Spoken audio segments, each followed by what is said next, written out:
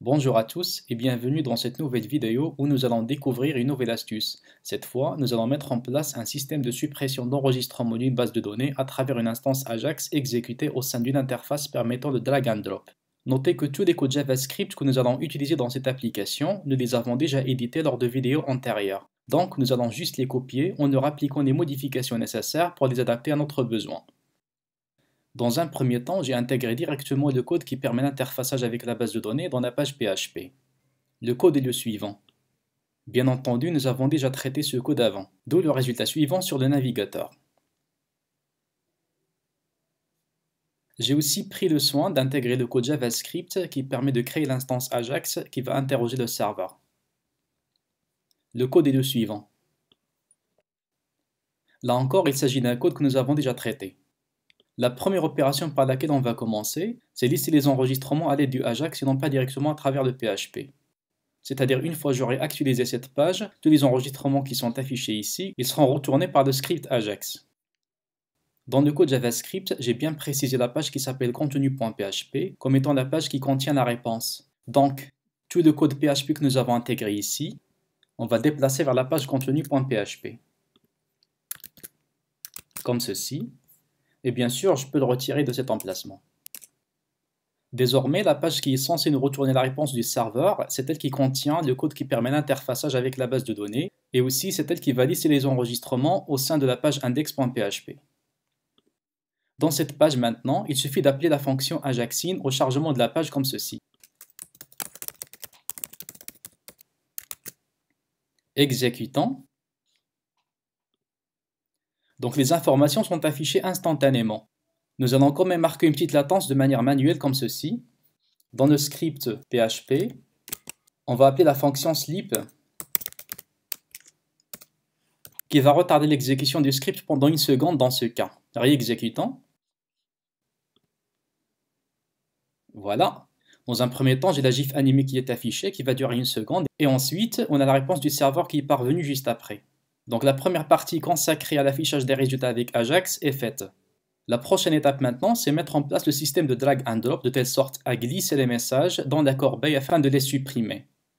Alors comme d'habitude, sur les éléments qui sont dragables, on va ajouter l'attribut HTML draggable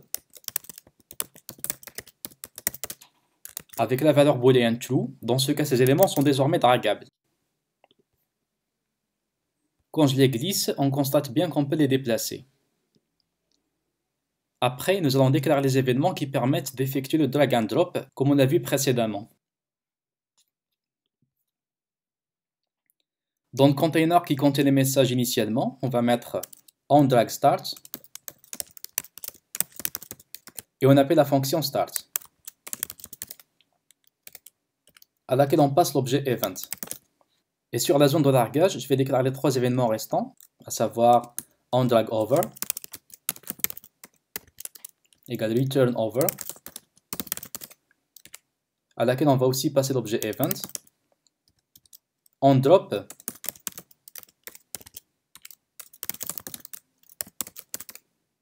là encore on aura besoin de l'objet event, et onDragLeave qui appelle la fonction leave. Là encore on aura besoin de l'objet event. Maintenant, ce qui reste à faire, c'est importer le code JavaScript que nous avons édité la dernière fois et qui permet d'exécuter le drag and drop. Je l'ai déjà ici. Donc là, c'est le code de la dernière fois. Alors, je vais copier ces fonctions. Et je vais les déclarer ici, dans le bloc de script.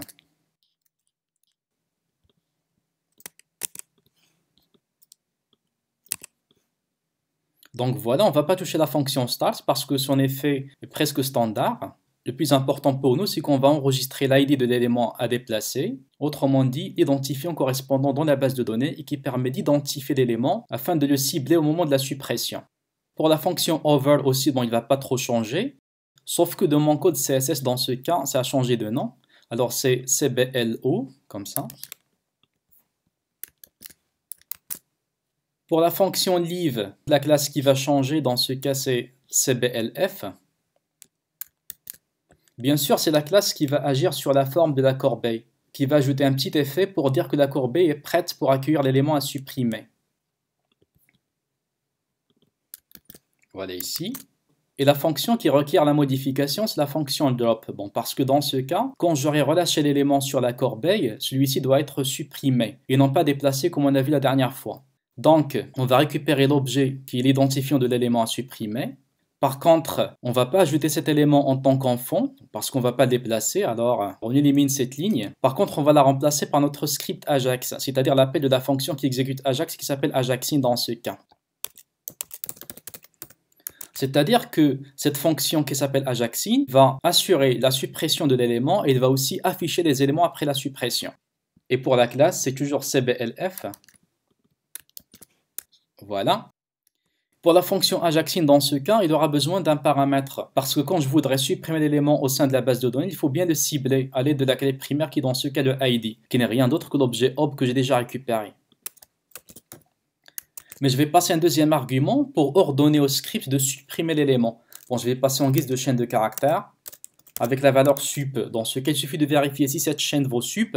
Dans ce cas, j'ordonne la suppression. Sinon, alors c'est forcément l'affichage que je voudrais effectuer. Au moment de la déclaration de la fonction Ajaxine, j'aurai besoin de deux arguments, comme ceci. Donc il y a le ID, qui est dans ce cas l'objet, et il y a aussi l'ordre de suppression. Alors je vais les appeler ID et action. Et bien sûr, ces éléments-là, il faut les passer à travers la méthode send. Donc je mettrai ici ID égale la valeur ID et action égale la variable action. Alors jusqu'ici, je crois que tout est bon.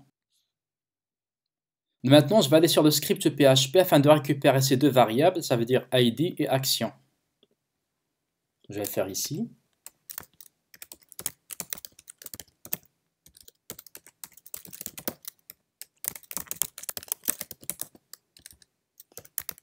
Maintenant, je vais vérifier la valeur de action. Si c'est égal à sup,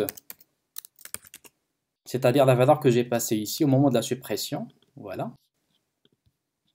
Dans ce cas, je vais exécuter la requête de la suppression.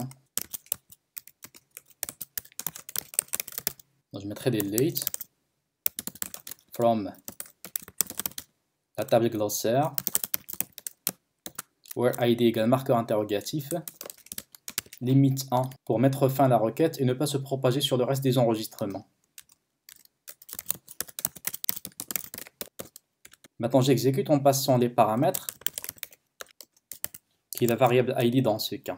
Maintenant, une fois la variable action vaut sup, dans ce cas, je vais exécuter la requête de la suppression. Et juste après, je vais afficher les informations qui sont stockées dans la base de données. Il faut juste déplacer cette inclusion avant.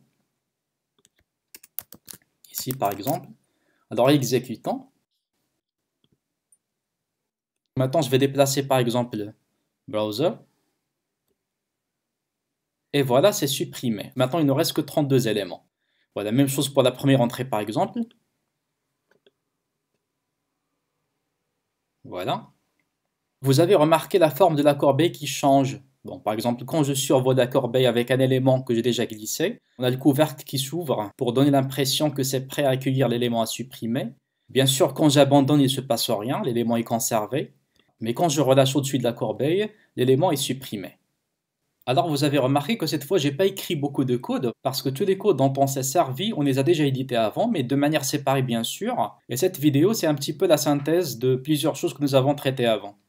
Il convient de signaler que par souci de simplicité, le code de la suppression reste basique et ne prend pas en charge la confirmation de l'action et encore moins la sécurité. Donc je vous renvoie vers la vidéo où j'ai traité la suppression contrôlée d'enregistrement dans une base de données afin de mieux étoffer le code. Merci pour votre attention et à la vidéo prochaine.